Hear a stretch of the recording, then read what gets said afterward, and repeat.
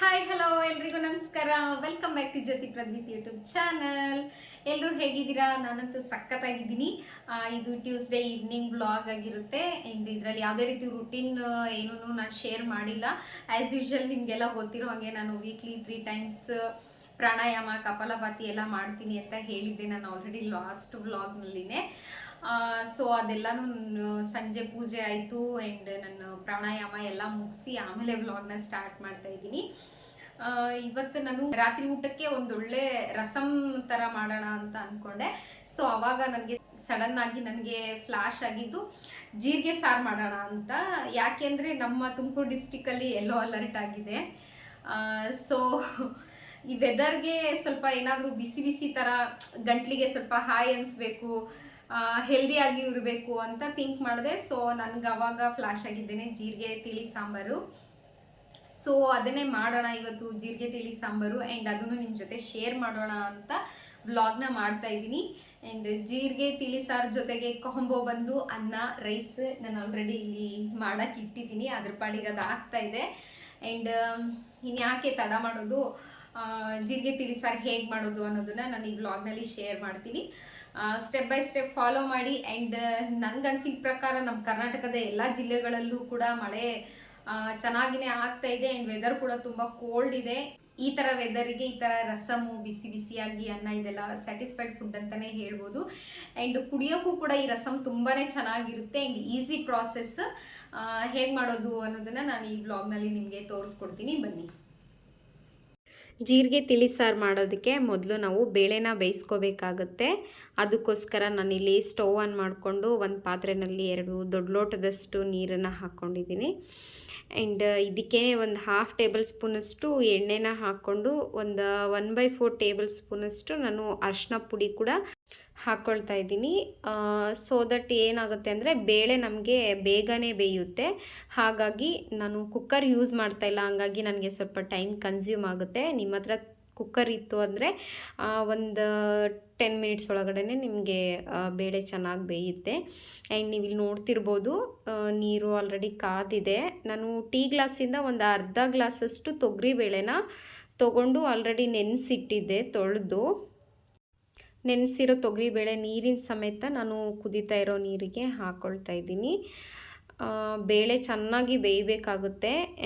ತುಂಬ ಏನು ಮ್ಯಾಶ್ ಆಗೋ ಅವಶ್ಯಕತೆ ಏನೂ ಇಲ್ಲ, ಯಾಕಂದರೆ ನಾವು ಬೇಳೆನ ಲಾಸ್ಟಿಗೆ ರುಬ್ಕೋತೀವಿ. ಅದಕ್ಕೋಸ್ಕರ ಒಂದು ಸಲ ನೀಟಾಗಿ ಮಿಕ್ಸ್ ಮಾಡಿ ಲಿಡ್ ಕ್ಲೋಸ್ ಮಾಡಿ ಬೇಳೆ ಬೇಯೋದಕ್ಕೆ ಅಂತ ಬಿಡೋಣ. ಆ್ಯಂಡ್ ಬೇಳೆ ಬೇಯೋಷ್ಟರಲ್ಲಿ ನಾವಿಲ್ಲಿ ಟೊಮೊಟೊ ಕಟ್ ಮಾಡ್ಕೊಳ್ಳೋಣ. ನಾನು 2 ಮೀಡಿಯಮ್ ಸೈಜು ಟೊಮೊಟೊನ ತೊಗೊಂಡಿದ್ದೀನಿ. ಚೆನ್ನಾಗಿ ಹಣ್ಣಾಗಿರೋ ಟೊಮೊಟೊ ತೊಗೊಳ್ಳಿ, ಸೊ ದಟ್ ಟೇಸ್ಟು ಚೆನ್ನಾಗಿ ಬರುತ್ತೆ. ಚಿಕ್ಕ ಚಿಕ್ಕದಾಗಿ ಕಟ್ ಮಾಡ್ಕೋಬೇಕಾಗುತ್ತೆ ನೋಡಿ ಈ ಥರ. ಆ್ಯಂಡ್ ಇಲ್ಲಿ ಬೇಳೆ ಕೂಡ ಆಲ್ಮೋಸ್ಟ್ ಎಲ್ಲ ಬೆಂದಿದೆ, ಸಾಕಾಗುತ್ತೆ. ಈ ಲೆವೆಲ್ಗೆ ಬೇಳೆ ಬೆಂದರೆ ಸಾಕಾಗುತ್ತೆ. ನಾವೀಗ ಸ್ಟವ್ ಆಫ್ ಮಾಡಿಕೊಂಡು ಒಂದು 10 ನಿಮಿಷ ತಣ್ಣಗಾಗೋದಕ್ಕೆ ಅಂತ ಇಡೋಣ, ಯಾಕಂದರೆ ರುಬ್ಕೋಬೇಕಲ್ವ, ಅದಕ್ಕೋಸ್ಕರ. ಆ್ಯಂಡ್ ಈಗ ಒಂದು ಬಾಣಲಿ ಇಟ್ಕೊಂಡು ಅದಕ್ಕೆ ಒಂದು 5ರಿಂದ 6 ಒಣಮೆಣಸಿನ್ಕಾಯಿನ ಹಾಕ್ಕೊಂಡು ಚೆನ್ನಾಗಿ ಹುರ್ಕೋಬೇಕಾಗುತ್ತೆ. ಇದಕ್ಕೇನು ಯಾವುದೇ ರೀತಿ ಎಣ್ಣೆ ಎಲ್ಲ ಹಾಕೋ ಅವಶ್ಯಕತೆ ಏನೂ ಇಲ್ಲ, ಹಾಗೆ ಡ್ರೈ ನೋಡಿ ಈ ಥರ ಫ್ರೈ ಮಾಡಿಕೊಂಡ್ರೆ ಸಾಕಾಗುತ್ತೆ. ತುಂಬ ಸೀಸೋಕೆ ಹೋಗಬೇಡಿ, ಅದು ಸ್ಮೆಲ್ ಹಾಗೇ ಇರುತ್ತೆ. ಇಷ್ಟು ಫ್ರೈ ಆದರೆ ಸಾಕಾಗುತ್ತೆ. ಈಗ ಅದನ್ನು ಸೈಡಿಗೆ ಎತ್ತಿಟ್ಕೊಂಡು ಅದೇ ಬಾಣಲಿಗೆ 1 ಟೇಬಲ್ ಸ್ಪೂನಷ್ಟು ಜೀರಿಗೆನ ತೊಗೋಬೇಕಾಗುತ್ತೆ.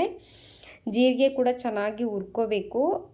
ಅದು ಕಲರ್ ಚೇಂಜ್ ಆಗಿ ಘಮ ಬರುತ್ತೆ, ಅಲ್ಲಿವರೆಗೂ ನಾವು ಚೆನ್ನಾಗಿ ಜೀರಿಗೆನ ಹುರ್ಕೋಬೇಕಾಗುತ್ತೆ.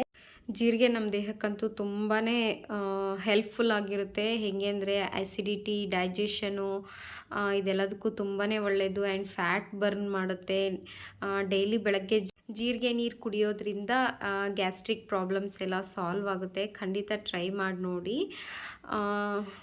ಈಗ ನೋಡಿ ಹುರಿದಿದ್ದಾಗಿದೆ, ಇಷ್ಟಾದರೆ ಸಾಕು. ನಾವು ಸ್ಟವ್ ಆಫ್ ಮಾಡ್ಕೊಳ್ಳೋಣ. ಈಗ ಏನು ನಾವು ಹುರ್ಕೊಂಡಿದ್ದೀವಲ್ಲ ಒಣಮೆಣಸಿನ್ಕಾಯಿ ಜೀರಿಗೆ, ಒಂದು 5 ನಿಮಿಷ ತಣ್ಣಗಾಗೋದಕ್ಕೆ ಅಂತ ಬಿಡೋಣ. ಅದು ತಣ್ಣಗಾಗೋಷ್ಟರಲ್ಲಿ ನಾವಿಲ್ಲಿ ಒಂದು ಪಾತ್ರೆ ಇಟ್ಕೊಂಡು ಅದಕ್ಕೆ ಒಂದು 2 ಟೇಬಲ್ ಸ್ಪೂನಷ್ಟು ಎಣ್ಣೆ ಹಾಕ್ಕೊಂಡು ಟೊಮೊಟೊ ಹಾಕ್ಕೊಂಡು ಫ್ರೈ ಮಾಡ್ಕೋಬೇಕಾಗುತ್ತೆ. ಆ್ಯಕ್ಚುಲಿ ಇದು ಕ್ಲಿಪ್ ಮಿಸ್ ಆಗಿಬಿಟ್ಟಿದೆ ಇಲ್ಲಿ. ವಿಡಿಯೋದಲ್ಲಿ ನೀವು ಗಮನಿಸ್ಬೋದು, ನಾನು ಎಣ್ಣೆ ಹಾಕ್ಕೊಂಡು ಟೊಮೊಟೊನೂ ಹಾಕ್ಕೊಂಡು ಫ್ರೈ ಮಾಡ್ಕೊಳ್ತಾ ಇದ್ದೀನಿ. ಲೋ ಟು ಮೀಡಿಯಮ್ ಫ್ಲೇಮಲ್ಲಿನೇ ಮೇಂಟೈನ್ ಮಾಡಿ ಊರಿನ, ಯಾಕೆಂದರೆ ಟೊಮೊಟೊ ಬೇಗನೆ ತಳ ಹಿಡಿದ್ಬಿಡುತ್ತೆ. ಹಾಗಾಗಿ ಫ್ಲೇಮ್ನ ಅಡ್ಜಸ್ಟ್ ಮಾಡಿಕೊಂಡು ಎಣ್ಣೆಯಲ್ಲಿ ನಾವು ಟೊಮೊಟೊನ ಫ್ರೈ ಮಾಡ್ಕೋಬೇಕಾಗುತ್ತೆ. ಈಗ ಇದಕ್ಕೆ ಒಂದು 1/4 ಟೇಬಲ್ ಸ್ಪೂನಷ್ಟು ನಾನು ಅರಿಶಿನ ಕೂಡ ಹಾಕ್ಕೊಂಡು ಚೆನ್ನಾಗಿ ಫ್ರೈ ಮಾಡ್ಕೊಳ್ತಿದ್ದೀನಿ. ನಿಮಗೆ ಟೈಮ್ ಇಲ್ಲ, ಟೊಮೊಟೊ ಇನ್ನೂ ಬೇಗ ಮ್ಯಾಶ್ ಆಗಬೇಕು ಅಂತ ಅಂದರೆ ಒಂದು 1/2 ಟೇಬಲ್ ಸ್ಪೂನಷ್ಟು ನೀವು ಉಪ್ಪು ಕೂಡ ಸೇರಿಸ್ಕೋಬೋದು, ತೊಂದರೆ ಏನಿಲ್ಲ. ಆವಾಗ ಟೊಮೊಟೊ ಬೇಗನೆ ಬೇಯುತ್ತೆ. ಮನೇಲೇನು ತರಕಾರಿ ಇಲ್ಲ ಅಂದಾಗಲೂ ಕೂಡ ಖಂಡಿತ ಈ ರೆಸಿಪಿನ ಟ್ರೈ ಮಾಡ್ಬೋದು. ಒಂದ್ಸಲ ನೀವು ಟ್ರೈ ಮಾಡಿ ಆಮೇಲೆ ನನಗೆ ಕಮೆಂಟ್ ಮಾಡಿ. ಓಕೆ, ಕ್ಲೋಸ್ ಮಾಡಿ ಟೊಮೊಟೊ ಫ್ರೈ ಆಗೋಕ್ಕೆ ಅಂತ ಬಿಡೋಣ. ಅಷ್ಟರಲ್ಲಿ ನಾವು ಬೇಳೆನ ರುಬ್ಕೊಳ್ಳೋಣ. ಅದಕ್ಕೋಸ್ಕರ ಒಂದು ಜಾರ್ ತೊಗೊಂಡಿದ್ದೀನಿ. ಅದಕ್ಕೆ ನಾವೇನು ಬೇಯಿಸಿಟ್ಕೊಂಡಿದ್ವಲ್ಲ ಬೇಳೆನೆಲ್ಲ ಜಾರ್ಗೆ ಹಾಕ್ಕೊಳ್ತಾ ಇದ್ದೀನಿ. ಇದು ಬೇಳೆ ಬೇಯಿಸಿರೋ ನೀರು, ಇದನ್ನು ಚೆಲ್ಲಬೇಡಿ, ಯೂಸ್ ಮಾಡ್ಕೊಳ್ಳೋಣ. ಈಗ ಅದೇ ಜಾರ್ಗೆ ನಾವೇನು ಹುರಿದಿಟ್ಕೊಂಡಿದ್ವಲ್ಲ ಜೀರಿಗೆ ಮತ್ತು ಒಣಮೆಣಸಿನ್ಕಾಯಿ ಎರಡನ್ನೂ ಕೂಡ ಇದೇ ಬೇಳೆ ಜೊತೆಗೇ ಸೇರಿಸ್ಕೊಳ್ಳೋಣ. ಇದಕ್ಕೆ ಸ್ವಲ್ಪ ನೀರು ಹಾಕ್ಕೊಳ್ಳಿ. ನೀರು ಹಾಕ್ಕೊಂಡು ಚೆನ್ನಾಗಿ ಒಂದೊಳ್ಳೆ ಫೈನ್ ಪೇಸ್ಟ್ ಆಗಬೇಕು, ಆ ಥರ ರುಬ್ಕೋಬೇಕಾಗುತ್ತೆ. ಇಲ್ಲಿ ನೋಡಿ, ನಾನು ರುಬ್ಬಿದ್ದೀನಿ ಆಲ್ರೆಡಿ, ಚೆನ್ನಾಗಿ ಪೇಸ್ಟ್ ಆಗಿದೆ. ಸ್ವಲ್ಪ ನೀರು ನೋಡ್ಕೊಂಡು ಹಾಕ್ಕೊಳ್ಳಿ, ತೀರಾ ನೀರು ಥರ ಏನೂ ರುಬ್ಬಕ್ಕೆ ಹೋಗಬೇಡಿ. ಈಗ ಟೊಮೊಟೊ ಫ್ರೈ ಆಗಿದೆ, ನೀವಿಲ್ಲಿ ನೋಡ್ತಿರ್ಬೋದು. ಇದಕ್ಕೇ ನಾವೇನು ರುಬ್ಕೊಂಡಿದ್ವಲ್ಲ ಬೇಳೆ, ಒಣಮೆಣಸಿನ್ಕಾಯಿ, ಜೀರಿಗೆ, ಅದನ್ನು ಕೂಡ ಇದಕ್ಕೆ ಒಗ್ಗರಣೆಗೆ ಸೇರಿಸ್ಕೋಬೇಕಾಗುತ್ತೆ. ಆ್ಯಂಡ್ ನಾನು ಜಾರ್ಗೆ ಸ್ವಲ್ಪ ನೀರು ಸೇರಿಸ್ಕೊಂಡು ಜಾರನ್ನ ತೊಳೆದ್ಬಿಟ್ಟು ನೀರು ಹಾಕ್ಕೊಂಡಿದ್ದೀನಿ. ಹಾಗೆಯೇ ನಾವು ಏನಾಗಲೇ ಬೇಳೆ ಬೇಯಿಸುವಾಗ ನೀರು ತೆಗೆದಿಟ್ಟಿದ್ವಲ್ಲ, ಬೇಳೆ ಬೇಯಿಸಿರೋ ನೀರು, ಅದನ್ನು ಕೂಡ ಹಾಕ್ಕೊಂಡು ಸ್ವಲ್ಪ ನೀರು ಹಾಕ್ಕೊಳ್ತಾ ಇದ್ದೀನಿ. ನೋಡಿ, ಫಸ್ಟ್ ಒಂದೇ ಸಲ ಹಾಕ್ಕೋಬೇಡಿ ನೀರು, ನಿಮಗೆ ಯಾವ ಕನ್ಸಿಸ್ಟೆನ್ಸಿ ಬೇಕು ಅಂತ ಸ್ವಲ್ಪ ಸ್ವಲ್ಪ ಹಾಕ್ಕೊಂಡೇ ಮಿಕ್ಸ್ ಮಾಡಿಕೊಂಡು ನೋಡ್ಕೊಳ್ಳಿ. ಒಂದೇ ಸಲ ಹಾಕ್ಕೊಂಡ್ರೆ ಕನ್ಸಿಸ್ಟೆನ್ಸಿ ಸರಿ ಆಗಲ್ಲ ಆಮೇಲೆ. ಅದಕ್ಕೋಸ್ಕರ ನನಗೆ ಇನ್ನೊಂದು ಸ್ವಲ್ಪ ಬೇಕನ್ನಿಸ್ತು, ಅದಕ್ಕೆ ಮತ್ತೆ ಇನ್ನೊಂದು ಗ್ಲಾಸ್ ನೀರನ್ನು ಸೇರಿಸ್ಕೊಳ್ತಾ ಇದ್ದೀನಿ. ನೋಡಿ, ನನಗೆ ಈ ಕನ್ಸಿಸ್ಟೆನ್ಸಿ ಸಾಕು ಅಂತ ಅನ್ನಿಸ್ತು. ನೀವು ಯಾವ ಕ್ವಾಂಟಿಟಿನಲ್ಲಿ ಬೇಳೆ ಟೊಮೊಟೊ ತೊಗೊಂಡಿದ್ದೀರಾ ಆ ಕ್ವಾಂಟಿಟಿ ನೋಡಿಕೊಂಡು ಹಾಕ್ಕೊಳ್ಳಿ. ಈಗ 1 ಟೇಬಲ್ ಸ್ಪೂನಷ್ಟು ನಾನು ಉಪ್ಪನ್ನು ಕೂಡ ಇದಕ್ಕೆ ಹಾಕ್ಕೊಂಡು ಲೋ ಫ್ಲೇಮಲ್ಲಿ ಇಟ್ಕೊಂಡು ಈ ತಿಳಿ ಸಾರನ್ನ ಚೆನ್ನಾಗಿ ಕುದಿಸ್ಕೊಳ್ತಾ ಇದ್ದೀನಿ. ಚೆನ್ನಾಗಿ ಕುದಿಬೇಕು. ನೋಡಿ, ಈ ಥರ ಕುದಿ ಬಂದಿದೆ. ಈಗ ಇದಕ್ಕೆ ನಾನು ಸ್ವಲ್ಪ ಕೊತ್ತಂಬರಿ ಕೂಡ ಹಾಕ್ಕೊಳ್ತಾ ಇದ್ದೀನಿ. ಇಳಿಸಿದ ಮೇಲೆ ಹಾಕೋದಕ್ಕಿಂತ ನಾವು ಇಳಿಸೋಕ್ಕಿಂತ ಮುಂಚೆನೇ ಕೊತ್ತಂಬರಿನ ಹಾಕ್ಕೊಂಡ್ರೆ ಅದು ಘಮ ಬಿಟ್ಕೊಳ್ಳುತ್ತೆ. ಈಗ ಒಂದು ಬಾಣಲಿ ಇಟ್ಕೊಂಡಿದ್ದೀನಿ ಒಗ್ಗರಣೆಗೋಸ್ಕರ. 1 ಟೇಬಲ್ ಸ್ಪೂನಷ್ಟು ತುಪ್ಪನ ಹಾಕ್ಕೊಳ್ತಾ ಇದ್ದೀನಿ ಇದಕ್ಕೇ. ಹಾಗೆಯೇ ತುಪ್ಪ ಸ್ವಲ್ಪ ಹೀಟಾಗಿ ಆದಮೇಲೆ ಇದಕ್ಕೆ ಒಂದು 1/2 ಟೇಬಲ್ ಸ್ಪೂನಷ್ಟು ಸಾಸಿವೆನ ಹಾಕ್ಕೊಳ್ತಾ ಇದ್ದೀನಿ. ಸಾಸಿವೆ ಸ್ವಲ್ಪ ಚಿಟಪಟ ಅಂತ ಅಂತಿರುವಾಗ ನಾವು ಇದಕ್ಕೇ ಸ್ವಲ್ಪ ಹಿಂಗನ್ನು ಹಾಕ್ಕೋಬೇಕಾಗುತ್ತೆ. ಹಿಂಗು ಆಪ್ಷನಲ್ಲು, ನಿಮಗೆ ಬೇಡ ಅಂದರೆ ಸ್ಕಿಪ್ ಮಾಡಿ. ಹಿಂಗು ಸೇರಿಸಾದ್ಮೇಲೆ ಇದಕ್ಕೆ ಕರಿಬೇವಿನ ಎಲೆನ ಹಾಕ್ಕೊಳ್ತಾ ಇದ್ದೀನಿ. ಕರಿಬೇವು ಆದಷ್ಟು ಹಸಿದು ಇತ್ತು ಅಂದರೆ, ಫ್ರೆಶ್ ಆಗಿ ಇತ್ತು ಅಂದರೆ ಟೇಸ್ಟ್ ತುಂಬಾ ಚೆನ್ನಾಗಿರುತ್ತೆ. ಆ್ಯಂಡ್ ಇಷ್ಟೇ, ಇದು ಒಗ್ಗರಣೆನ ನಾವು ಏನು ಸಾಂಬಾರು ರೆಡಿ ಮಾಡಿರ್ತೀವಲ್ವ ತಿಳಿ ಸಾರು, ಅದಕ್ಕೆ ಒಗ್ಗರಣೆನ ಸೇರಿಸ್ಕೊಂಡ್ರೆ ತುಂಬಾ ರುಚಿಯಾಗಿರೋ ಘಮ ಘಮ ಅನ್ನುವಂಥ ಏನು ಜೀರಿಗೆ ತಿಳಿ ಸಾರು ರೆಡಿ ಆಯಿತು. ನೋಡ್ತಾ ಇದ್ರೇ ಎಷ್ಟು ಡಿಲಿಷಿಯಸ್ ಅಂತ ಅನಿಸುತ್ತೆ. ನಿಜವಾಗ್ಲೂ ತುಂಬಾ ರುಚಿಯಾಗಿರುತ್ತೆ ಸಾಂಬಾರು. ಟ್ರೈ ಮಾಡಿ, ನೀವು ಬೇಕಿದ್ರೆ ಟ್ರೈ ಮಾಡಿ, ಆಮೇಲೆ ನನಗೆ ಕಮೆಂಟ್ ಸೆಕ್ಷನಲ್ಲಿ ಕಮೆಂಟ್ ಮಾಡಿ. ಯಾವಾಗಲಾದರೂ ಒಂದೊಳ್ಳೆ ಸ್ಯಾಟಿಸ್ಫೈಡ್ ಫುಡ್ ತಿನ್ನಬೇಕು ಅಂತ ಅನ್ನಿಸ್ದಾಗ ಖಂಡಿತ ಈ ತಿಳಿ ಸಾರನ್ನು ಟ್ರೈ ಮಾಡಿ.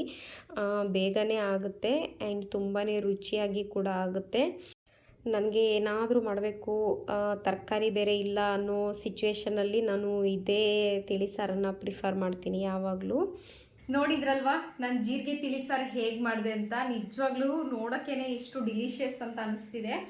ಯಾವಾಗ ತಿಂತೀನೋ ಅಂತ ಅನ್ನಿಸ್ತಿದೆ. ಹೊರಗಡೆ ವೆದರ್ ಕೋಲ್ಡ್ ಇರೋದಕ್ಕೂ ಬಿಸಿ ಬಿಸಿ ಜೀರಿಗೆ ತಿಳಿ ಸಾರು ಮಾಡಿರೋದಕ್ಕೂ ಆಹಾ ಎಂಥ ಸ್ಯಾಟಿಸ್ಫೈಡ್ ಫುಡ್ ಅನಿಸುತ್ತೆ ಅಂದರೆ ನಿಜವಾಗ್ಲೂ ಬೆಸ್ಟ್ ಕಾಂಬೋ ಅಂತಲೇ ಹೇಳ್ಬೋದು. ಏನಾದರೂ ಹೊಸ ಥರ ತಿನ್ನಬೇಕು ಅಂತ ಅನಿಸ್ದಾಗ, ಮನೆಯಲ್ಲಿ ಏನೂ ತರಕಾರಿ ಇಲ್ಲ ಅಂದಾಗಲೂ ಕೂಡ ಖಂಡಿತ ಈ ರೆಸಿಪಿನ ಟ್ರೈ ಮಾಡ್ಬೋದು. ಒಂದ್ಸಲ ನೀವು ಟ್ರೈ ಮಾಡಿ, ನಾನು ಟೇಸ್ಟ್ ಮಾಡಿ ಹೇಳ್ತೀನಿ ಹೇಗಾಗಿದೆ ಅಂತ.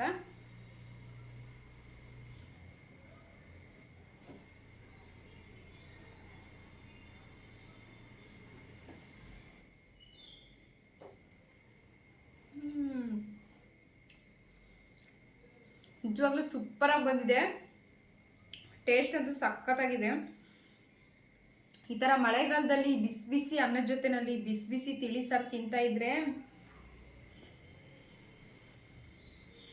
ಆಹಾ, ನಮಗೊಂದು ಸಾಂಗ್ ನೆನಪಾಗುತ್ತೆ. ಈ ಜನುಮವೇ ಆಹಾ ದೊರಕಿದೆ ರುಚಿ ಸವಿಯಲು ಆಹಾ.